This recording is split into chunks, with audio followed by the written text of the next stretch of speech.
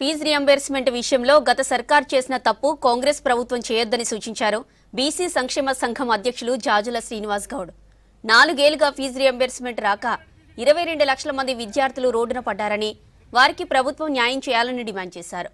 ఈ పథకం కాంగ్రెసే తీసుకొచ్చిందన్న విషయం మర్చిపోవద్దని సూచించారు. అమరవీరుల స్తూపం దగ్గర విద్యార్థులతో కలిసి నిరసన తెలిపారు జాజుల. పెండింగ్లో ఉన్న 8,000 కోట్ల బకాయిలు చెల్లించాలని, లేదంటే లక్షలాది మంది విద్యార్థులతో హైదరాబాద్ను దిగ్బంధం చేస్తామని హెచ్చరించారు. తెలంగాణ రాష్ట్రంలో గత 4 సంవత్సరాలుగా ఉన్నటువంటి ఫీజుల రియంబర్స్మెంట్ బకాయిలను తక్షణమే విడుదల చేయాలనే ప్రధాన డిమాండ్ తోటి ఈరోజు ప్రైవేటు యజమానుల కాలేజీల సంఘం రాష్ట్ర విద్యాసంస్థల మూసివేతకు నిర్ణయం తీసుకుంది.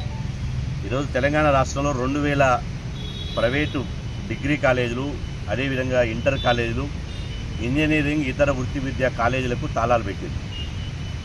ఈరోజు వాస్తవంగా ఈ ఉద్యమానికి కళాశాల యాజమాన్యాలు తాళాలు పెట్టి రోడ్ల మీదకి రావడానికి గత ప్రభుత్వం చేసినటువంటి ఇలా పాపమే.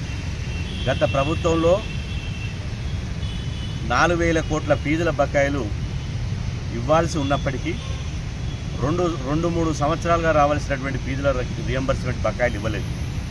దీంతో ఆ 2.5 సంవత్సరాలు, అదేవిధంగా కాంగ్రెస్ వచ్చిన ఈ 2 సంవత్సరాల కాలంలో మొత్తంగా ఈ 4.5 సంవత్సరాలుగా 8,000 కోట్లకు పైగా ఫీజుల రియంబర్స్మెంట్ బకాయిలు పేరు